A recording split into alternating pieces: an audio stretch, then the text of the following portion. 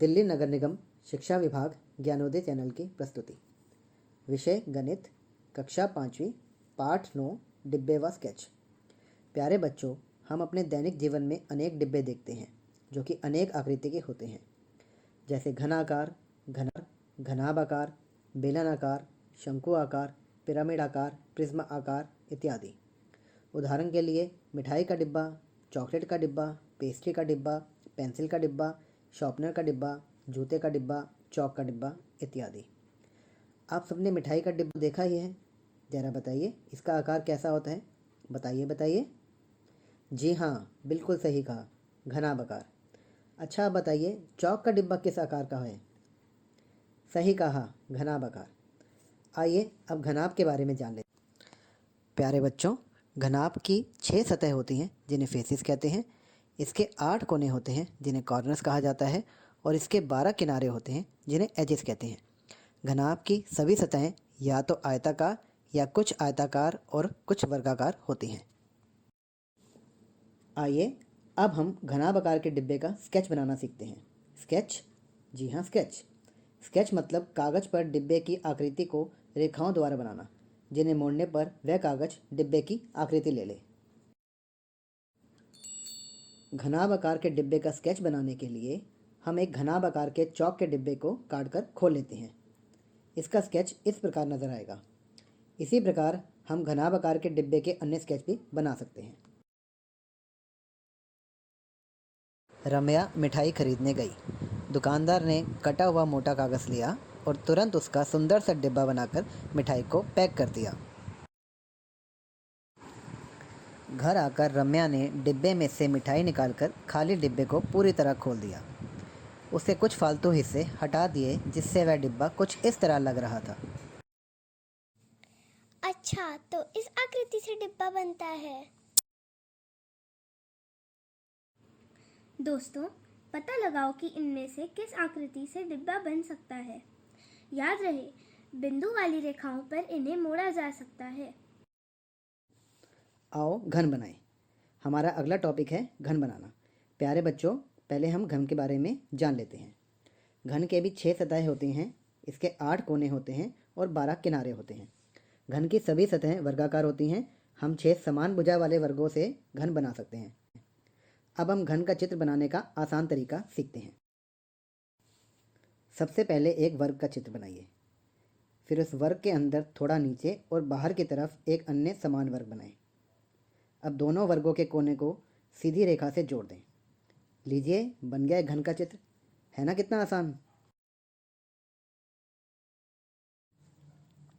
प्यारे बच्चों, इस दिए हुए स्केच को देखिए। क्या हम इससे घन या क्यूब बना सकते हैं? इसके लिए हमें रेखाओं वाले स्थान से कागज को मोड़ना होगा। ये देखिए, सही तरीके से मोड़ने पर इस स्केच ने एक घन की आकृति प्राप्त कर ली। चलिए अब इस स्केच को देखते हैं। क्या इससे घन या क्यूब बन सकते हैं? इसके लिए एक बार फिर हमें रेखाओं वाले स्थान से कागज को मोड़ना होगा। ये देखिए, सही तरीके से मोड़ने पर इस स्केच ने भी एक घन की आकृति प्राप्त कर ली। प्यारे बच्चों, अब इस दिए हुए स्केच को देखिए।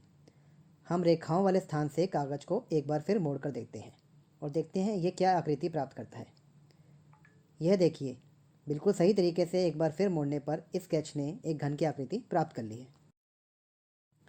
ओपन बॉक्स अर्थात बिना ढक्कन का डिब्बा। प्यारे बच्चों, बिना ढक्कन का डिब्बा एक ऐसा क्यूब होता है जिसकी 6 सतह की जगह केवल 5 सतह होती हैं। पांचों सतह वर्गाकार होती हैं। एक सतह ना होने के कारण यह डिब्बा ऊपर से खुला होता है। आइए बच्चों, अब हम देखते हैं कि क्या इस दिए हुए स्केच की सहायता से हम ओपन बॉक्स या बिना ढक्कन का डिब्बा बना सकते हैं। जैसा कि हम जानते हैं, इसके लिए हमें रेखाओं वाले स्थान से कागज को मोड़ना पड़ेगा।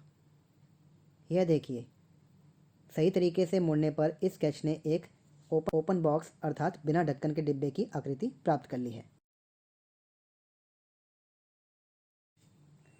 चलिए बच्चों, एक और स्केच देखते हैं।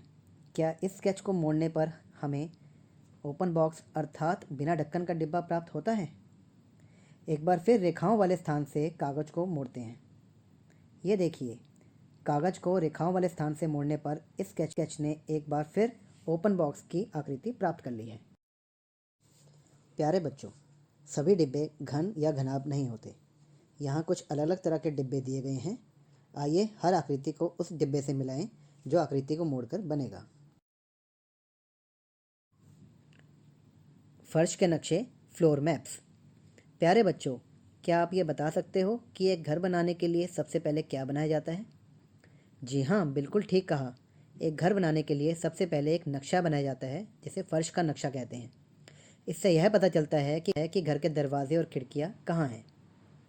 परंतु घर के नक्शे को देखकर यह नहीं पता चलता कि घर कैसा दिखता होगा या खिड़कियाँ कितनी ऊंची हैं। इसलिए हम चित्र बनाने का एक और तरीका अपनाते हैं जिसमें गहराई है, जिससे कि लंबाई, चौड़ाई और ऊंचाई दिखे। इस गहराई वाले चित्र को त्रिआयामी चित्र कहा जाता है, जिसको इंग्लिश में 3 डायमेंशनल ऑब्जेक्ट्स के नाम से हम जानते हैं। इस दिए हुए फर्श के नक्शे को देखिए। क्या आप बता सकते हैं कि ये फर्श का नक्शा इन चारों चित्र A, B, C या D किस घर का है? चलिए बच्चों, मिलकर पता लगाते हैं। ए चित्र वाले घर को देखने पर हमें पता चलता है कि इसमें सामने की तरफ 2 खिड़कियां और एक दरवाज़ा है। ऐसे ही 2 खिड़कियां और एक दरवाज़ा फर्श के नक्शे पर भी है। बाएं हाथ की तरफ एक खिड़की है और बाएं हाथ की तरफ एक खिड़की फर्श के नक्शे पर भी बनी हुई है। परंतु जब हम घर के पीछे की दीवार देखते हैं तो ये बिल्कुल सीधी बनी हुई है, जबकि ऐसा फर्श के नक्शे पर नहीं है। इसीलिए ए घर का नक्शा ये नहीं है। अब हम बी चित्र वाले घर को देखते हैं।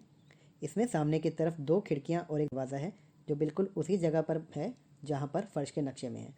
परंतु इसमें राइट हैंड साइड पे, यानी कि हमारे दाहिने तरफ एक खिड़की बनी हुई है, जबकि फर्श के नक्शे में ऐसा नहीं है। इसलिए बी चित्र का घर का नक्शा भी ये नहीं है। अब हम चित्र डी के घर को ध्यान से देखने पर हमें पता चलता है कि इसमें भी सामने की तरफ 2 खिड़कियां और एक दरवाज़ा है जो बिल्कुल फर्श के नक्शे की तरह है। बाएं हाथ की तरफ एक खिड़की है और ऐसी एक खिड़की बाएं हाथ की तरफ फर्श के नक्शे पर भी है। परंतु ध्यान से देखने पर हमें पता चलेगा कि फर्श के नक्शे की खिड़की बाएं हाथ के एकदम कोने पे है, जबकि यह खिड़की घर में बीच में बनी हुई है। इसीलिए डी घर का नक्शा भी ये नहीं है। अब हम सी घर वाले नक्शे को देखते हैं। इसमें सामने की तरफ 2 खिड़कियां और एक दरवाज़ा है जो बिल्कुल सही जगह पर है फर्श के नक्शे के हिसाब से। बाएं हाथ की खिड़की बिल्कुल सही जगह पर है जैसे हमें फर्श के नक्शे पर दिख रहा है। इस हिसाब से हम कह सकते हैं कि इन चारों चित्रों में से केवल सी चित्र ऐसा है जिसका फर्श का नक्शा यहाँ पर बना हुआ है।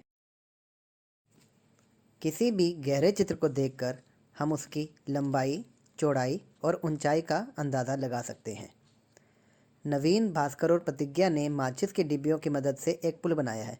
आइए उस पुल को देखते हैं। जहाँ पर मैं खड़ा था वहाँ से मुझे पुल कुछ ऐसा दिखाई दिया। इस चित्र को देखकर मैं अनुमान लगा सकता हूँ कि पुल कितना लंबा और ऊंचा है, लेकिन यह पता नहीं चलता कि कितना चौड़ा है। मुझे पुल कुछ ऐसा दिखाई दे रहा है। मेरे चित्र से पता चलता है कि पुल कितना ऊंचा और चौड़ा है।